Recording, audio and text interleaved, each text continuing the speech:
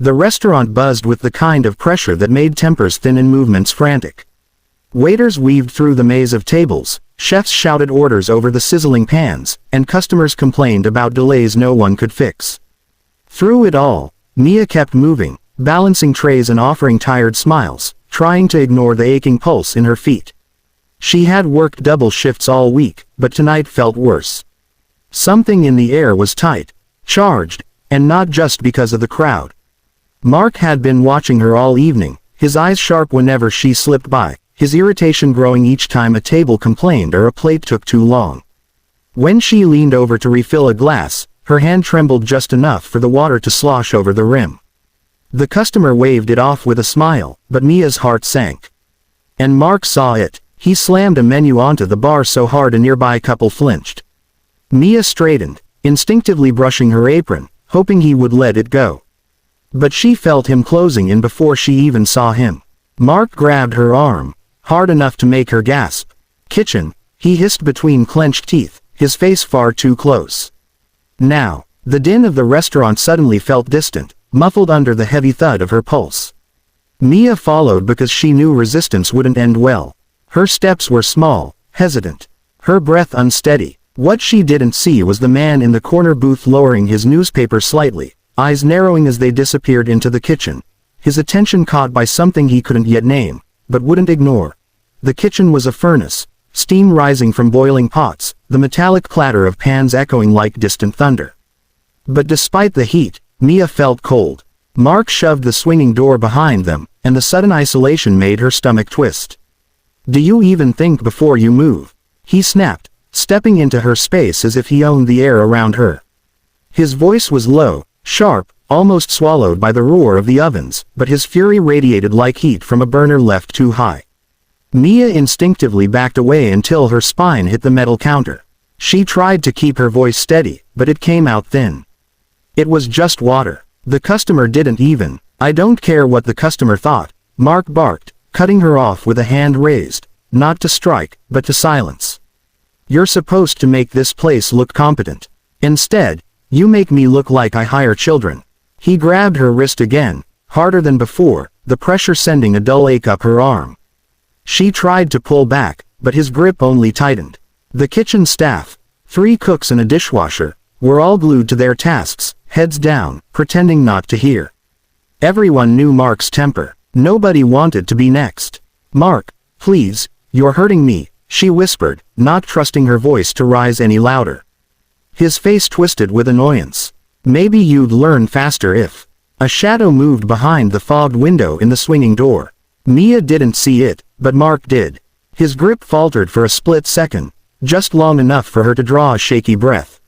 Someone was watching, and whoever it was, Mark suddenly wasn't as sure of himself.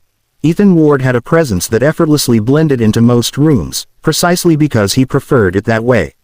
Wealth made noise. He chose silence. That evening, he sat alone in his usual booth near the hallway, a place where he could watch the world without being watched in return. He came here for the quiet moments between high-pressure meetings, for the routine comfort of a restaurant that felt almost human in a life filled with boardrooms and polished lies.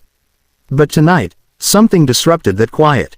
It was Mia. He had noticed her from the moment she walked in, her polite smile stretched thin, her movements more tense than usual. When she accidentally spilled the water, his gaze lifted without thinking. Not out of irritation, but concern. Something about her had always struck him. Not just kindness but a fragility she tried so hard to hide. Then he saw Mark. The manager's approach wasn't casual, it was predatory. Ethan's brow tightened as he watched the man seize her arm, his fingers digging into her skin as if she were something he could drag around at will. Mia's face paled, her steps faltered. Ethan sat very still, but a cold, controlled anger began threading through him. When Mark pulled her toward the kitchen, Ethan abandoned his untouched coffee. He rose without a sound, moving like a shadow toward the narrow hallway that led to the kitchen. The closer he got, the more he heard, muffled words, sharp, cutting tones. Not the sounds of management. The sounds of intimidation. He stopped at the small round window in the kitchen door. What he saw made his jaw clench so hard it ached. Mark gripping Mia's wrist, her shoulders trembling, her back pinned against the counter. Ethan's expression changed. The measured patience of a billionaire negotiating deals vanished. In its place was something colder, sharper, personal. No one touched people like that in front of him. No one. Ethan reached for the door handle. Quietly, decisively. Because there were moments a man watched from the sidelines, and moments he didn't. Tonight, he wasn't watching anymore. The kitchen door swung open with a sharp metallic thud that cut through the clatter of pots and the hiss of steam. For a split second, nobody moved. Mark's hand froze on Mia's wrist. The cooks looked up, startled. Mia blinked, unsure whether she was imagining the sudden shift in the room's air.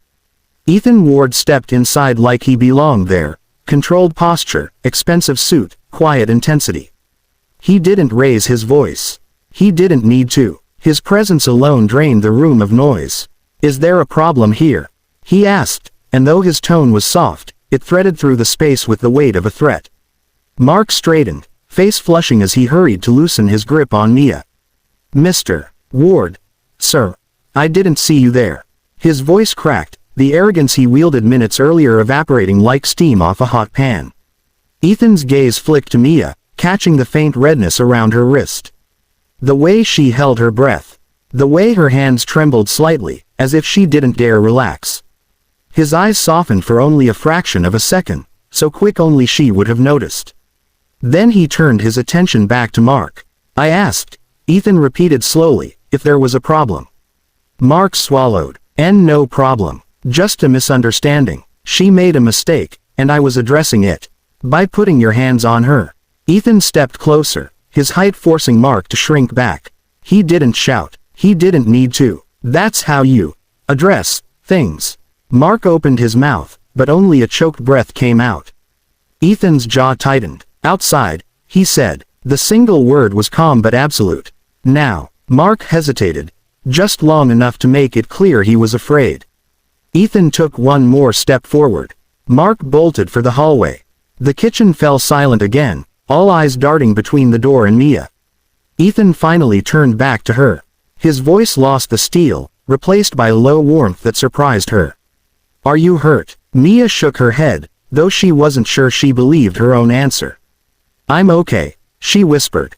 Ethan's eyes lingered on her for a long moment, concern, anger, and something else hidden beneath. "Good," he said softly. "Because I'm not done with him." Then he walked out, leaving the kitchen vibrating with the promise of a confrontation no one wanted to miss.